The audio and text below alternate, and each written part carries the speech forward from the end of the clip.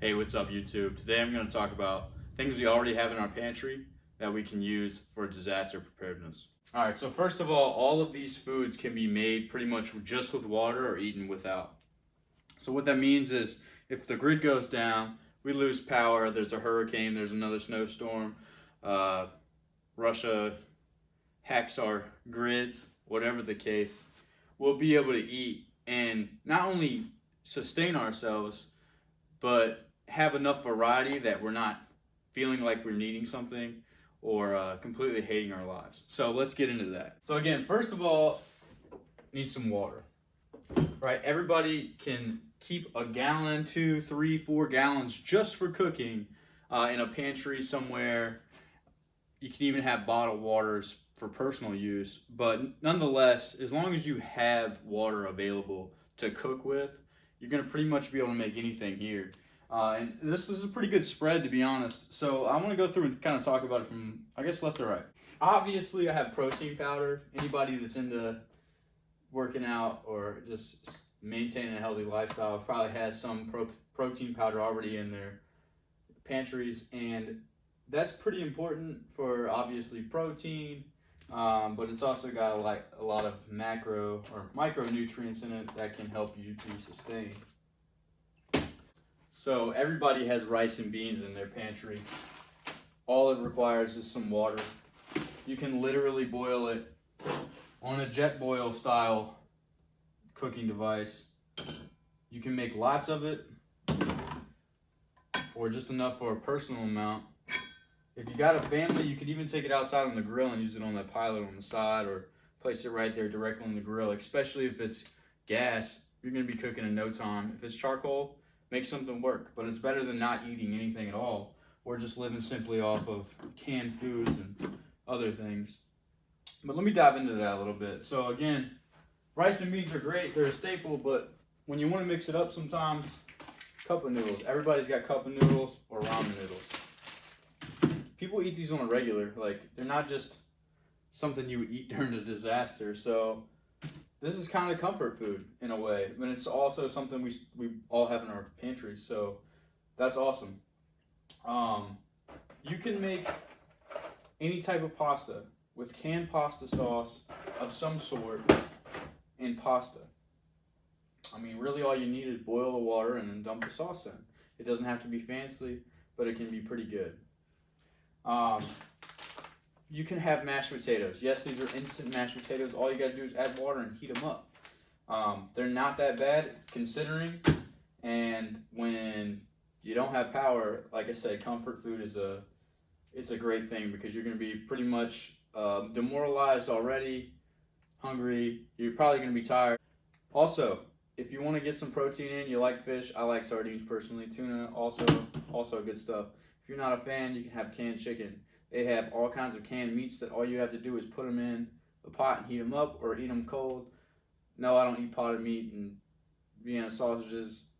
If I had to, I would. But again, it's all preference, and the point of this is that you can eat off of things without opening the refrigerator or freezer. And if all that stuff goes bad, you've still got food that you can eat. Canned vegetables, obviously, that's nutrient dense. That's nutrient dense food.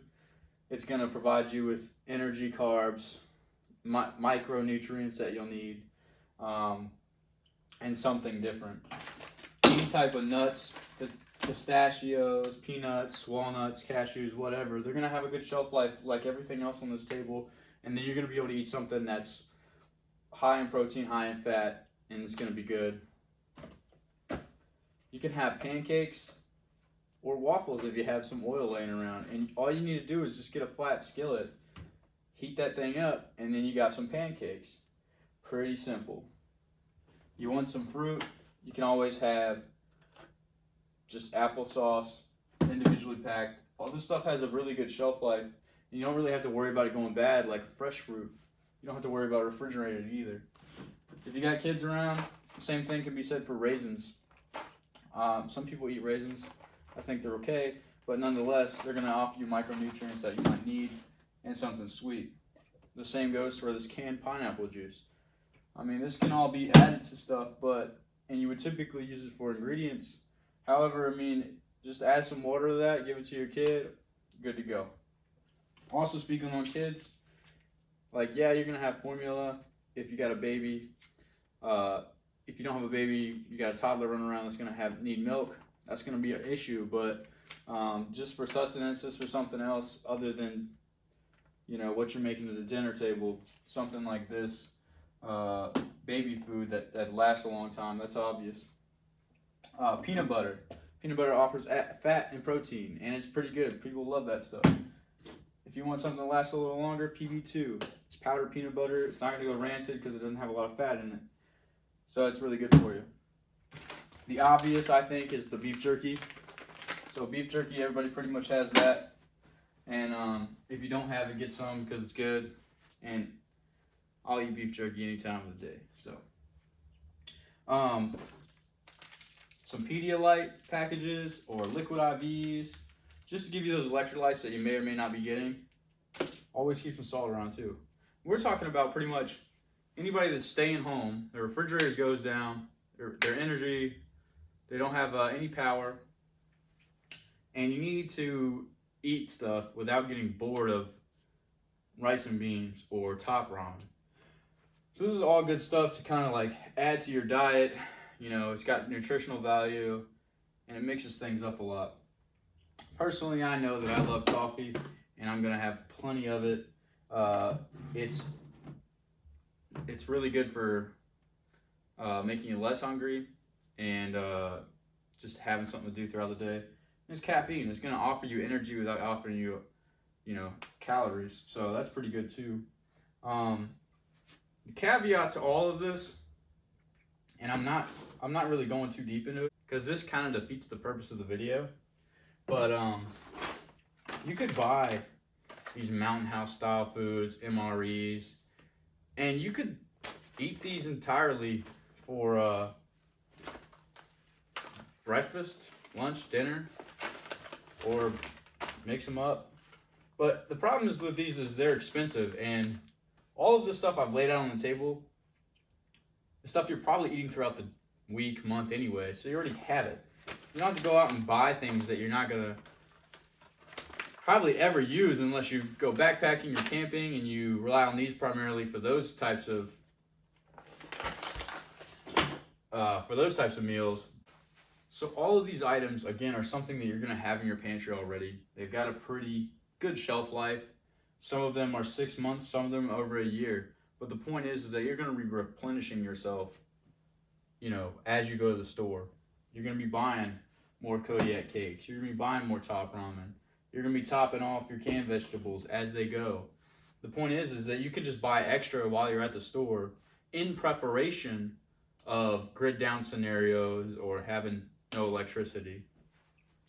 The same goes for water. Get extra water. If you drink tap water at home, great, but just have some extra cooking water, strictly for cooking, a couple of gallons.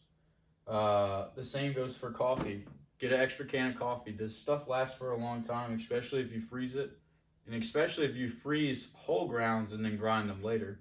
But if you're like me and you go through coffee pretty steadily, I know that I'm going to always have at least a month's or more supply of coffee. That way, if I'm 2 weeks into the month, I went to the grocery store and then something happens, I've got another 2 weeks of coffee and I can start working on getting more. The same goes for pretty much everything else. There's nothing in here that I don't have like a full month's worth of. And some of this, obviously, even more. I'm going to keep a lot of this stuff around because it's really not going to go bad as long as it is stored properly. So obviously, a dry, cool place, and something like airtight, especially if you're taking it out of the container, that's always helpful. If there's anything that you guys think we should add to this table for things that are good to eat, great shelf life, readily available, and inexpensive, just add it into the comment section because ultimately it's going to help everybody that watches the video and it's going to help me. But these are great things to keep in mind. Hope you have a good day. Hope you like the video. Take care.